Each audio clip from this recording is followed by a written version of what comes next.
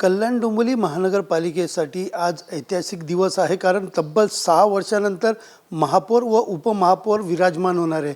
मात्र त्याआधीच आपण महापौर आणि उपमहापौर यांच्या कार्यालय पाहिलं तर त्यांची डागडुजी जी आहे ती अजून देखील सुरू असल्याचे या ठिकाणी दिसून येत आहे। एकंदरीत पाहिलं गेलं तर निवडणुकीची प्रक्रिया असू दे, मतदान असू दे, ते या सगळ्या गोष्टी झाल्या तरी या ठिकाणी अजून महापौर व उपमहापौर यांचं दालन जे आहे ते या ठिकाणी कुठेतरी डागडुजीचं काम या ठिकाणी सुरू असलेलं पाहायला मिळत आहेत। एकंदरीत मी सध्या उभा आहे महापौर दालनामध्ये आणि आपण पाहू शकता या ठिकाणी महापौर असतील किंवा उपमहापौर असतील त्यांची बसण्याची आसन व्यवस्था असेल, खुर्च्याची व्यवस्था आहे या पालिकेकडनं करण्यात आलेले आहेत। मात्र आपण याच दालनाच्या आतमध्ये पाहिलं तर काही ठिकाणी रंगरंगोटे असतील, त्याचबरोबर स्टोर रूम असतील। आपण पाहू शकता या ठिकाणी स्टोर रूमची जी अवस्था आहे या ठिकाणी आपण सगळे रद्दी किंवा इतर सगळ्या गोष्टी आहेत ते या ठिकाणी दामून ठेवलेल्या पाहायला मिळत आहे। तर दुसरीकडे पाहिलं गेलं तर महापौरांचा रेस्टरूम आपण पाहिलं तर या ठिकाणी देखील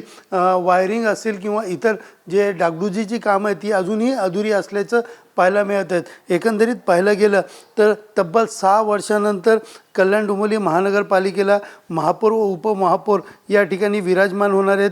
कल्याण डोंबिवली महानगरपालिकेच्या महापौर पदासाठी शिवसेनेच्या हर्षाला थविल आणि त्याचबरोबर उपमहापौर म्हणून राहुल दामणे या दोघांनी उमेदवारी अर्ज दाखल केलेला आहे। आज दुपारी 12 वाजता या दोघांच्या विरोधात कुठलाही अर्ज प्राप्त झाला नसल्याने या ठिकाणी या दोघांची बिनविरोध निवड या ठिकाणी होणार आहे आणि त्यानंतर आज दुपारी 12 वाजता महानगरपालिकेचे सभागृहात सभेमध्ये या दोघांच्या नावाची अधिकृत घोषणा होणार आहे। मात्र त्याआधीच महानगरपालिकेकडनं या ठिकाणी तयार करण्यात आलेले महापौर आणि उपमहापौर कार्यालयाचे काम या ठिकाणी डागडुजीचे काम पूर्ण न झाल्याने याच बिना डागडुजीच्या कामामध्ये याच ठिकाणी त्यांना बसावे लागणार आहे। त्यामुळे कुठेतरी राजकीय वर्तुळात किंवा कार्यकर्त्यांमध्ये खंत या ठिकाणी निर्माण होते।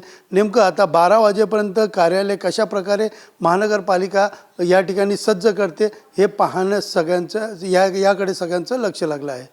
कॅमेरा पर्सन गणेश राहटेसह सुनील जाधव, TV9 मराठी, कल्याण।